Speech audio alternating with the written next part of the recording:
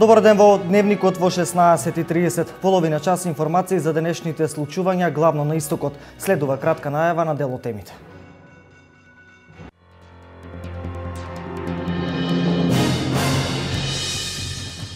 Швајцарците продолжуваат со инвестиции за зачувување на водните ресурси во Брегалничкиот регион. 2 пречистителни станици за комунални отпадни води ќе се градат на истокот. Ракот на дојка во источниот регион е во подем. За една година од оваа болест починале 170 жени. Раното откривање се уште е најголема гаранција за успешно лекување. Доктор Жан Митрев подари на општина Штип 4 куќи во Штипско Новосело. Следува нивна реконструкција со задржување на автентичната староградска архитектура.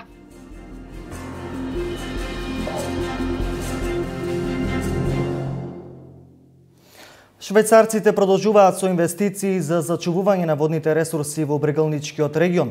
2 пречистителни станици за комунални отпадни води ќе се градат на истокот, една во село Кучичино и една во Карбинци. За една година треба да почне изградбата на пречистителна станица во Кочани, а потоа и во Делчево. Швајцарската амбасада преку проектот за управување со речниот слив на река Брегалница повторно инвестира во заштитата на водените ресурси во регионот на Брегалница. Имено во рамки на вториот повик за инфраструктурни проекти, подпишани се договори за изградба на 2 пречистителни станици за отпадни води, едната во село Кучичино, општина Чешиново Блешево, во вредност од 23 милиони денари, и во Карбинци во вредност од 33 милиони денари. Во општина Лозово веќе е во тек изградбата на колектор и канализација во село Милино во вредност од 7 милиони и 600 илјади денари. Трите проекти се однесуваат на водите, имено во Кучичино, во општина Чешиново Блешево и во Карбинци ќе се градат мали пречистителни станици за отпадни води. Тоа е поддржано од Швајцарската агенција за меѓународна соработка, СЕКО, и исто така е поддржано од страна на самите општини кои што учествуваат во изградбата на малите пречистителни станици со учество од 17,3% од скупната вредност. Сите проекти се дел од планот за управување со речниот слив на Брегалница, кој има за цел правилна распределба и управување со водените ресурси на речниот слив на Брегалница и представува прв ваков документ во Македонија изработен за речен слив. Швајцарската амбасада во нареден период ќе финансира изградба на пречистителни станици во Кочани и Делчево. Покрај овој проект кој што се однесува на генералното управување со водите во сливот, Швајцарската конфедерација многу ја помага Македонија во областа на заштита на животната средина, така да во догледно време ќе започне со имплементација на еден проект за изградба на голема пречистителна станица за град Кочани, кој што во иднина треба да биде пречистителна станица и за Виница. Во наредниот период, значи среднорочен, планирано исто да се помогне изградба на пречистителна станица во Делчево и со тоа веќе еден значителен процент од комуналните отпадни води. Пречистителната станица во Кочани досега е најголема донација на швајцарската амбасада. Нејзината изградба треба да започне за една година. Октомври е месец посветен на борба против ракот на глобално ниво. За една година оваа болест на истокот однесе 170 животи. Најмладата пациентка со рак на дојка во Македонија има само 17 години. Во Малешевијата е регистриран рак на дојка на 22 годишна девојка. Жените од Виница се вклучија во вчерашната розева прошетка за борба против ракот на дојка, болест која на истокот е во подем. Годишно има 700 нови пациенти со рак на дојка во Македонија. Според последните податоци, за една година починале 170 жени на истокот. Во источниот плански регион најпогодени се жените на возраст од над 45 години, но границата оди надолу. Најмладата пациентка во Македонија има само 17 години, а во Малешевијата е регистриран рак на дојка на 22 годишна девојка. Во таа насока и силната поддршка на жените од Виница кои масовно се вклучија во розовата прошетка на Сдруженијето за борба против рак на дојката Борка. Еве по 7 пат Виница, благодарение на соработката со Борка и локалните самоуправи низ цела Македонија, дава подршка на розовата прошетка. И ние сме дел денес и безрезервно сме среќни што сме дел од ова прошетка за борба против рак на дојка, односно за подигање на свеста кај жените. Задоволни и среќни сме, навистина беше прекрасен розов ден и честитам на жените и благоденам на жените од Виница и поддршката што ја даваат безрезервно секоја година. Значи може да се пофалиме дека оваа година не само по крводарителство, него и приматот го зема по продавање на розови производи. Ако се подигне свеста кај населението за навремено превенирање на болеста, пресметките се дека до 2025 година можат да се спасат 1,5 милиони луѓе во светот. Активистките и потржувачите на Борка ги користат сите можни алатки за да алармираат за навремена превенција, но и да ги храбрат жените кои веќе се зафатени од канџите на оваа болест. За да зборуваш за ракот, потребна е огромна храброст. Особено кога ќе изгубиш многу драги луѓе од истиот тој непријател што ни ги кине како парчиња од душата кога ни ги зема нашите драги луѓе. Храброст. Знаете што е храброст? Знаете за оној глас, оној тивок глас кој го слушате навечер кога ќе се легнеме сите ние на крајот од денот и кој ни кажува: ќе се обидам утре повторно. Утре е нов ден. Морам да бидам силна. Да, мораме да бидеме силни затоа што никогаш не знаеме колку сме силни, се додека да бидеме силни е единствениот избор кој што го имаме. Силни. Свртете се наоколу. Вака изгледа храброста и силата. Заедничкото име на сите овие жени денеска е храброст. Некои ја победиле болеста, некои од нив се уште се борат против неа, ама дојдоа тука да ни покажат на сите дека не сме сами во оваа борба. И тие се најхрабри и најсилни на цел свет. Розовата прошетка за жените од Виница беше организирана со поддршка од локалната самоуправа. Остануваме со најраширениот облик на рак кај жените. Сдруженијето за борба против малигни заболувања, Нов живот од Штип, работи повеќе од 2 децении на планот на едукација и рано откривање на ракот на дојка. Резултатите од долгогодишната работа се бројни, но од подолг период Сдруженијето Нов живот нема основни услови за работа. Едно од најстарите здруженија за борба против малигни заболувања, Нов живот од Штип, веќе подолго време не работи активно. Ова здружение е формирано 2000-та година и е меѓу првите здруженија во Источна Македонија, кое се вклучи во борбата против ракот на дојката и негово рано откривање.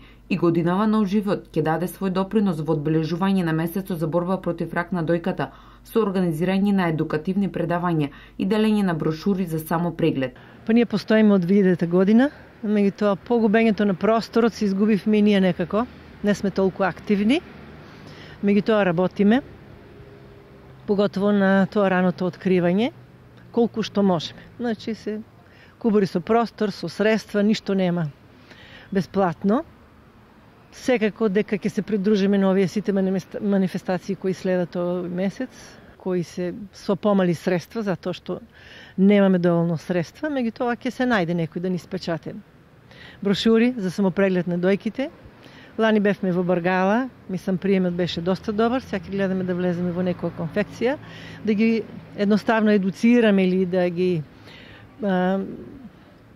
подсетиме жените дека треба да вршат самопреглед, дека тоа е единствениот начин за раното откривање на ракот на дојката. Исто така од ова здружение советуваат дека во процесот на лекување на ракот најбитна е поддршката од семејството и помошта од стручни служби, зашто полесно да се преброди периодот на земање на терапија, која влијае не само на физичкиот, туку и на психичката состојба на пациентот. Надежта никој пат не се губи, значи надежта последна умира.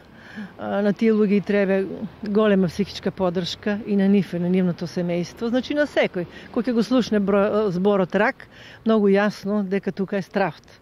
Меѓутоа битката треба да се води до крај и тоа не само жената, него целото нејзино семејство.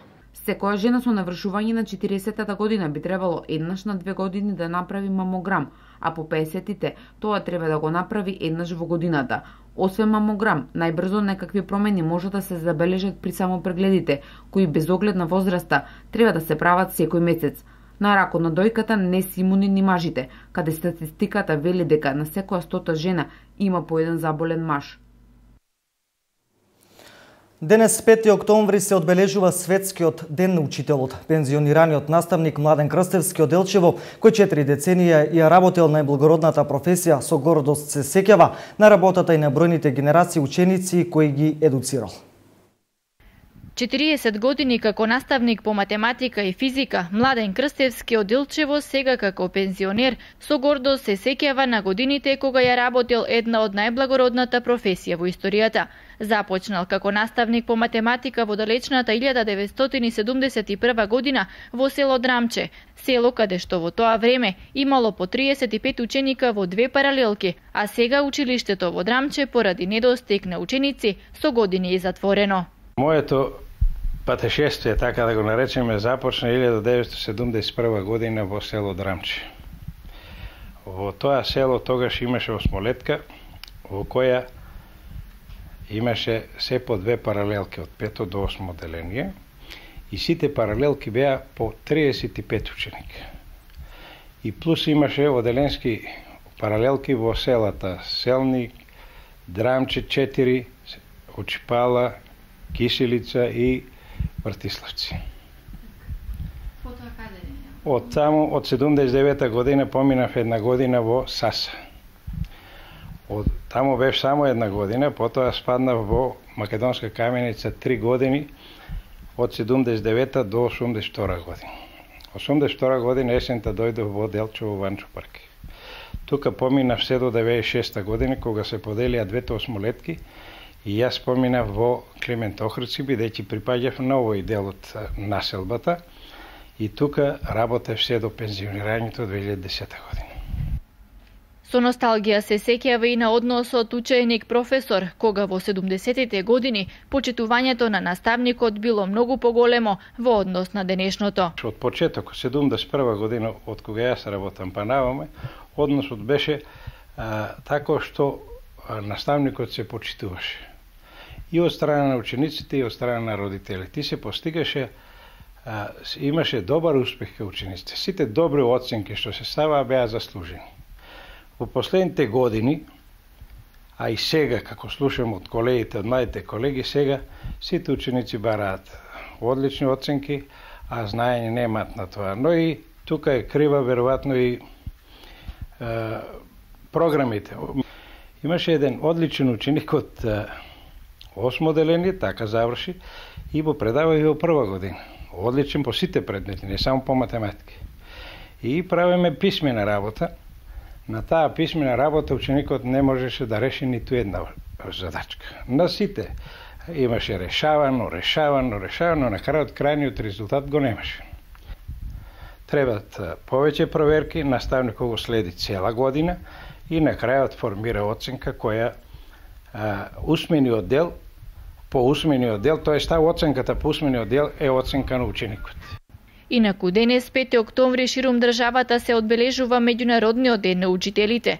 За меѓународен ден е прогласен од УНЕСКО во 1993 година. Денес почнува и неделата посветена на детето. Годинава со мото сите деца со исти права за подобро утре.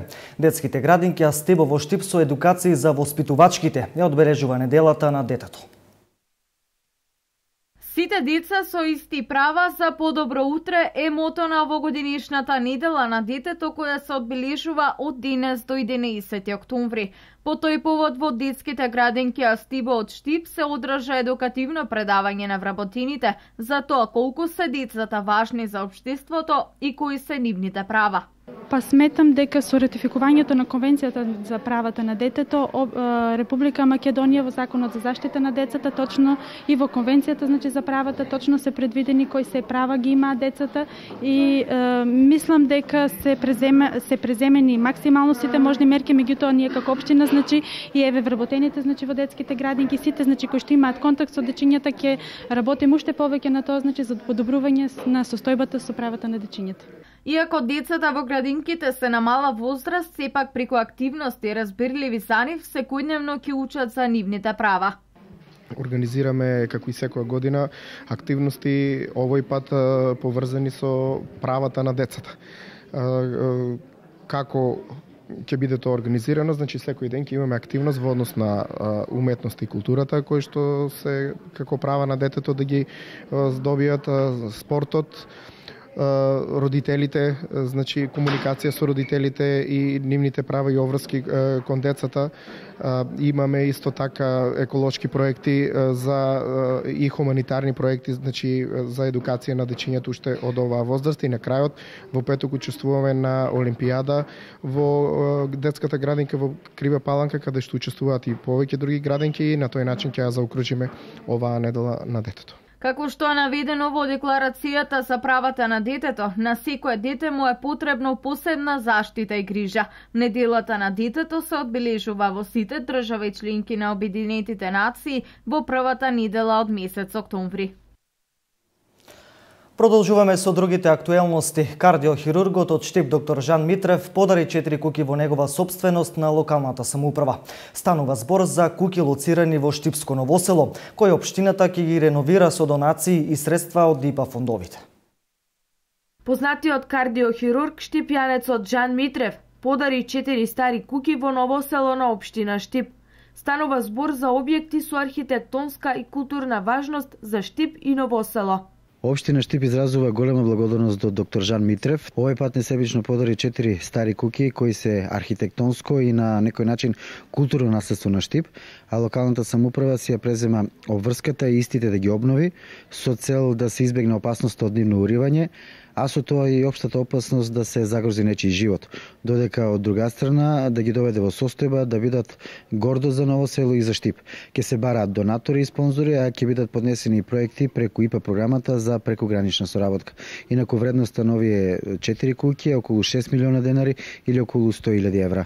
Обновувањето на дотраените објекти ќе биде од големо значење и ќе реши голем проблем и за жителите на Ново село. У Ново село, прибидејќи најпрво почнува тука градо Штип, Ново село е најчуеното у градо и затоа ја мислам више тие куќи грубат кон Ново село. И затоа више требе и редно е да се направат. И пуно работи направија. И музеи, и цркви, и се, али оваа куќа да не грубе тука, редно е да се направи више еднаш, да заличи Ново село. Стварно, ти е ново, а не на старо да личи, а се вика Ново село. Може би некоја зграда, или тоа што не може више да се поправа, не може, тоа е више скоро спаднато. Ама, ете, може некоја зграда, можно и некоја куќа, некоја ако сака, или стамбена зграда, или продавници. Се е можно. Главно се реновира. А са шо ќе бидат, нека одлучат. Главните. Готово е, ќе потрупа там некој. Минејки ќе падне. Оти више готово, она паѓа. Паѓа. Зимо иде, снегове, дожđове, влага, тоа се. И за тоа треба више и редно е више. А доста направија, ама добро е и тоа што ќе го направат, да ни заличи Ново село више на нас. Ова не е прв пат доктор Митрев да ја покажува својата хуманост во лекувањето и спасувањето животи. Донацијата на куќите на општина Штип е последен израз на неговата посветеност на родниот град. Откако општината ќе ги реконструира овие 4 куќи, ќе се заокружи една архитектонска целина во Ново село, каде старата македонска архитектура е најзастапена во градот. Политика во дневникот на Канал Плюс. Штипските социјалдемократи и денес реагираа за состојбите во училиштата во Штип. Сметаат дека локалната власт не може да се справи со долговите на училиштата, заради што јавно апелираат до градоначалникот Илчо Захариев сериозно да се зафати со решавање на училишните економски проблеми. Долгот на училиштата од Штип од над 770.000 евра е направен за време на 10 годишното владење на ВМРО ДПМН. Ваквото неодговорно однесување на локалната власт на ВМРО ДПМН најавува дека лошите услови во средните и основните училишта во Штип и оваа година ќе ги стават учениците во спрзнати простории и со проблематичен превоз, а родителите во грижи. Во Кочани интензивно се работи на обнова на улиците. Заврши изградбата на паркинг просторот во центарот на градот, а се работи на реконструкција на влезот на градот. Градоначалникот на Кочани Радко Димитровски денес излезе пред јавноста за актуелните инфраструктурни проекти. Градоначалникот на општина Кочани Радко Димитровски на денешната пресконференција информираше за активностите што ги превзема општината за асфалтирање на улици, изградба на паркинг простор во централното градско подрачје и за реконструкција на сообраќајницата на влезот на Кочани од подлошки пат до Хотел Национал во должина од 1100 метри. Зашто јавното претпријатие за патишта ќе инвестира средства во износ од 8 милиони денари. Овде каде што се наоѓаме се работи за проширување на паркинг просторот и средување на постојниот паркинг простор пред управата за јавни приходи, односно поранешен завод за платен промет, каде што добиваме едно дополнителни паркинг места. Работите се завршени, асфалтирана е површина од 560 квадратни метри и со остануваат финалните работи одбележување за да биде ставено во функција овој дел од градот, за да можат да се паркираат возилата онака како што е предвидено. Забележуваме дека она што беше барање на граѓаните да не се оштедат ни едно од дрвата, дека уопште ниту едно не е отпатено и тие ќе се останат онака како што се, освен со дотерувањето кое што е нормално, кроењето на гранките кое што е редовно годишно дотерување. Третиот дел е влезот во Кочани, кој што е проект кој што не е во програмата, туку е заеднички реализиран, дополнително значи е реализиран од страна на јавното претпријатие за патишта на Република Македонија и на наше барање заеднички го реконструираме влезот во Кочани од подлошки пат па до Хотелот Национал. Работите се во поинтензивна фаза, очекуваме, ако времето послужи, дека до среда ќе биде завршена целокупната работа околу реконструирањето на влезот во Кочани. Градоначалникот Радко Димитровски информираше и за уништените лед светилки во одделни делови на градот, со што е направена голема материјална штета и повика на подомакински однос кон нив на граѓаните на Кочани од најразлична возраст. Викендов заврши асфалтирањето на пристапниот пат до еврејските гробишта. Вредноста на инвестицијата е 820.000 денари. Според договорот со еврејската заедница во Македонија и амбасадата на Израел, во наредна фаза од нивна страна следува целосно уредување на еврејските гробишта. Општина Штип продолжува со реконструкција и изградба на патишта, како што најавивме веќе дека ќе се работи на пристапен пат до еврејските гробишта. Денес сме сведоци на негово завршување. Се изработуваат оние финални работи околу банкината на патот. Должината на патот е 250 метри, вкупната инвестиција е 820.000 денари, а изведувач на градежните работи е Коле Транс Инженеринг од Штип. Патот е направен согласно меморандумот за соработка со еврејската заедница во Република Македонија.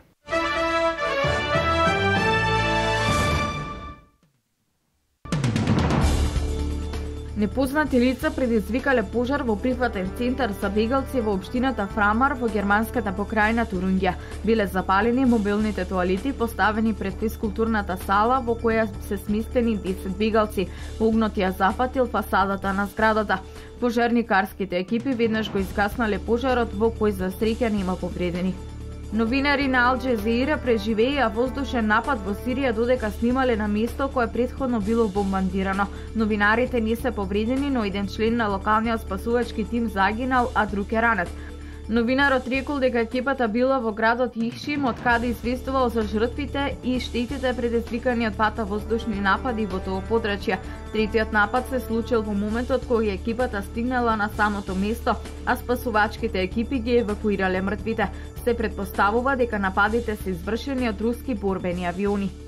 Вчера изутрина во хотелска плажа на грчкиот остров Кос биле најдени тела на две малечки момчиња. Прво било пронајдено тело на бебе, веројатно на возраст меѓу 6 месеци и 1 година. Неколку часа подоцна на истото место било пронајдено и тело на момче меѓу 3 и 5 години. Најверојатно, според крајбрежната стража, станува збор за деца од мигрантско семејство кое се обидувало да стигне до островот. Иконската капија во сириска Палмира, локација на светското културно наследство на УНЕСКО, е разнесена од џихадистите на ИСИС кои се впуштија во културно наследство на Блискиот Исток. Исламска држава ги крева во воздух храмовите од римска ера што УНЕСКО ги прогласи за светско наследство откако во мај ја презеде Палмира од сириските владени сили и минираше други споменици историски градби. Во страшна сообраќајна несреќа што се случи на патот Врање-Прешево, животот го загуби едно лице, а 9 лица се потешко повредени. Несреќата се случила во неделата кога камион со македонски регистарски таблици се судрил со српски автобус кој превезувал азиланти. Според српските медиуми, на местото на несреќата биле присутни 4 амбулантни возила. Повредените биле префрлени во болницата во Врање.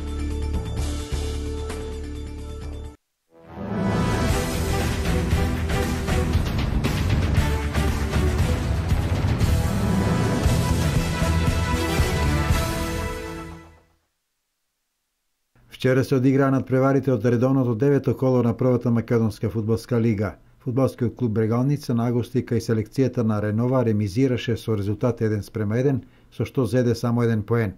Вардар и Шкендија продолжуваат со доминацијата во македонскиот фудбал, откако вчера во рамки на 9-то коло од првата лига запишаа нови победи. Вардар победи на гостувањето во Кратово кај Силекс со 3:0, а Шкендија со 2:0 победи на гостувањето во Чаир кај Шкупи. Со тоа што борбата за првата позиција продолжува. Во останатите надпревари се постигнаа следните резултати. Турново Царев двор 1:0, Работнички Металург 2:0. На табелата прва е Шкендија со 24 бодови, пред Вардар со 23 и Силекс со 13 бодови.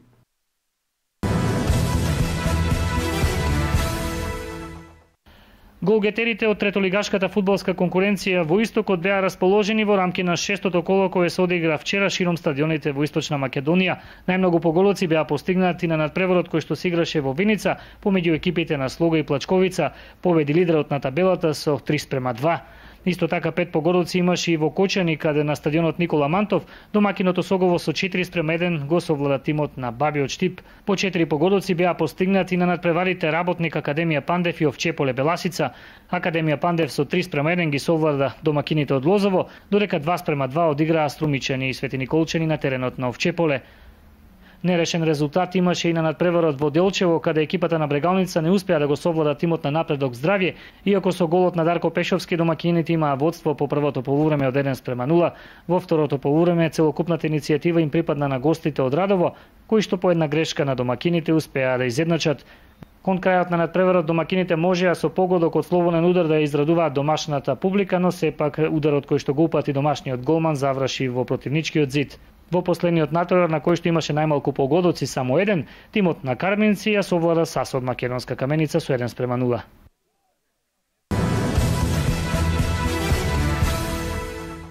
Се врати машкиот ракомет во Делчево. По пауза од речиси 2 децении, кога ракометниот клуб Партизанка жареше и палеше во втората по квалитет македонска лига во тоа време, вчера своето огнено краштевање го имаше ракометниот клуб Делчево. Кадетите во својот прв надпревар ги одмерија силите со силниот Металург од Скопје. Јас мислам дека голем чекор е што влевавме со машка екипа во кадетската лига. Работевме на година и пол напоро со машката екипа. Имавме доста пријателски надпревари. Се надам дека ова ќе биде, како да кажам, огнено краштевање, бидејќи играме против една од најдобрите екипи во државата. Тоа е екипата на Металург, добро организирана. Познавајќи ги овие наши деца, познавајќи ги, знам дека нема лесно да се предадат. Се надевам дека секако наредите утакмици ќе не бидат полесни. За спортските работници, формирањето на машкиот ракометен клуб и тоа како му требаше на градот Делчево, спорт кој сигурно ќе придонесе за правилен психофизички развој на младата популација. Посакувам се најдобро. Времето ќе покаже какви се резултати ќе можеме од овие млади луѓе да очекуваме. Не очекува макотропна работа, сигурно поготово на колегата Велков и на неговата екипа. Им посакувам уште еднаш успешна работа, многу убави резултати и младите да спортуваат, да рекреираат. Со тоа ќе помогнеме да оформиме стварно младина која што утре ќе се гордееме на неа. Инаку, освен машки ракомет, вчера првиот надпревар во рамки на новата сезона го одиграа и пионерките.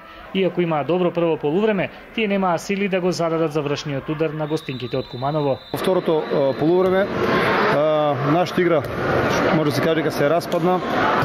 Игравме строго само преку бековите, трошевме топки бесполезно и надпреварот заврши 18-14. Наредното коло играме со Неготино пак на домашен терен, додека во пионерска категорија играме исто така на домашен терен со екипата на Кожушчанка. Инаку следниот викенд започнува и првото коло во женската младинска конкуренција, коло во кое Делчевченки му гостуваат на женскиот ракометен клуб Кичево.